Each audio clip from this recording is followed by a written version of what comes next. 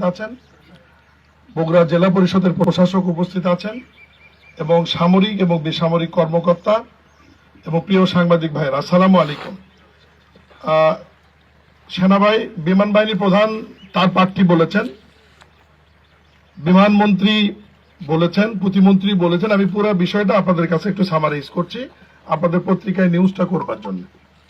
আপনারা জানেন, বগুড়ার সন্তান মাননীয় প্রধানমন্ত্রী জনাব তারেক রহমান কিছুদিন আগে বগুড়া আলতাফুন্নেসা খেলার মাঠে আনুষ্ঠানিকভাবে লক্ষাধিক মানুষের জনসভায় ঘোষণা দিয়েছেন যে বগুড়া বিমানবন্দরটি আন্তর্জাতিক কার্গো ফ্যাসিলিটি সহ খুব দ্রুত সময়ের মধ্যে চালু করা হবে। এই ঘোষণার প্রেক্ষিতে বিমান এবং পর্যটন মন্ত্রণালয়ে মাননীয় প্রধানমন্ত্রীর কার্যালয় থেকে একটি অনুশাসন জারি করা হলে মাননীয় বিমান ও পর্যটন মন্ত্রণালয় এই বিষয়টি নিয়ে কাজ শুরু করেন। এখানে কিন্তু একটি বড় ধরনের প্যাকেজ খবর এই অঞ্চলের মানুষের জন্য আছে। প্রথম হচ্ছে যে বর্তমান যে জায়গাটি, এটি বিমান বাহিনী তাদের ট্রেনিং স্কুল হিসেবে ব্যবহার করছে, কিন্তু বিমান বাহিনী প্রধান ইতিমধ্যেই ঘোষণা দিয়েছেন বা বলেছেন যে এটি ইতিমধ্যেই উত্তর অঞ্চলের মধ্যে রংপুর এবং রাজশাহী বিভাগ মিলে প্রথম বিমান বাহিনীর বিমান ঘাঁটিতে ইতিমধ্যেই রূপান্তরিত হয়েছে এবং এটা অনুমোদন হয়েছে। এটাই অঞ্চলের মানুষের জন্য একটি সুখবর। দ্বিতীয় হচ্ছে, এই আন্তর্জাতিক বিমানবন্দরে পাইলটদের জন্য একটি ট্রেনিং সেন্টার হবে, যেটি বিমান বাহিনী পরিচালনা করবে, তাদের অফিসারদের ট্রেনিং হবে এবং বেসরকারি মানুষের বাচ্চাদেরও, ছেলে এবং মেয়েরাও যারা শিক্ষিত, তারাও এখানে পাইলট হিসেবে প্রশিক্ষণ নিয়ে পাইলট হয়ে বিভিন্ন বেসরকারি বিমানে বা বাংলাদেশ বিমানে তারা চাকরি করতে পারবে। তৃতীয় হচ্ছে, এই আন্তর্জাতিক বিমানবন্দরটি করবার জন্য আমাদের যে ফ্যাসিলিটি লাগবে সেটা হচ্ছে 10,500 ফিট যে রানওয়ে লাগবে। এটার ব্যাপারে আজকে সিদ্ধান্ত হয়েছে।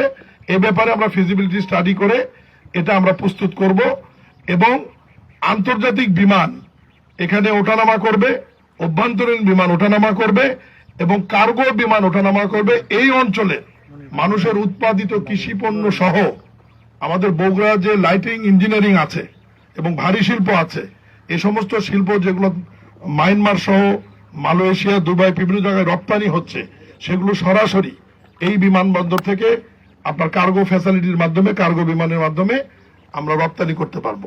সব মিলিয়ে আমাদের সবজিও যাবে এখান থেকে।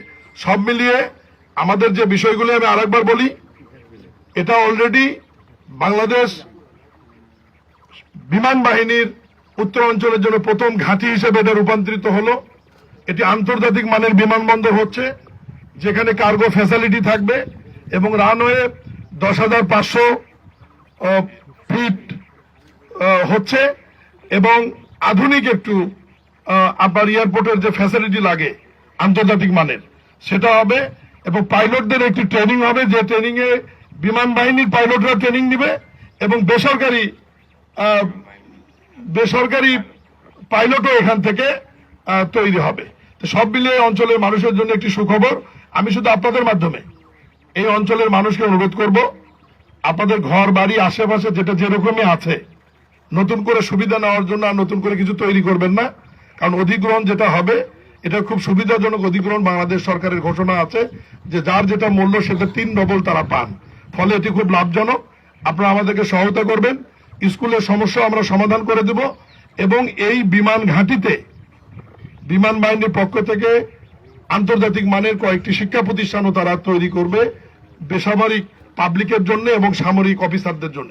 তো সব মিলিয়ে আজকে বগুড়াবাসীর জন্য এবং উত্তরাঞ্চলবাসীর জন্য আমি এটা মনে করি সুসংবাদ। আর আমি বগুড়াবাসীর পক্ষ থেকে এবং মাননীয় প্রধানমন্ত্রীর পক্ষ থেকে বিমানমন্ত্রী, প্রতিমন্ত্রী, বিমান বাহিনীর প্রধান, সিভিল এভিয়েশন চেয়ারম্যান, বিমান ও পর্যটন সচিব সহ যারা ঢাকা থেকে এসছেন তাদের প্রতি আন্তরিকভাবে কৃতজ্ঞতা এবং ধন্যবাদ জানাই যে আপনারা উচ্চ পর্যায়ের টিম নিয়ে এসছেন মাননীয় প্রধানমন্ত্রীর প্রতিশ্রুতি বাস্তবায়ন করার জন্য। আমি ধন্যবাদ এবং কৃতজ্ঞতা জানাই মাননীয় সংসদ সদস্য 2 জনকে এবং সামরিক এবং বেসরকারি কর্মকর্তাদেরকে এবং আপনাদের কাছে দুঃখ প্রকাশ করছি, আপনারা অনেকক্ষণ থেকে অপেক্ষা করছেন। বিধিবিধানের কারণে হয়তো আপনাদেরকে আমরা সরাসরি সব জায়গায় আপনাদেরকে নিতে পারিনি।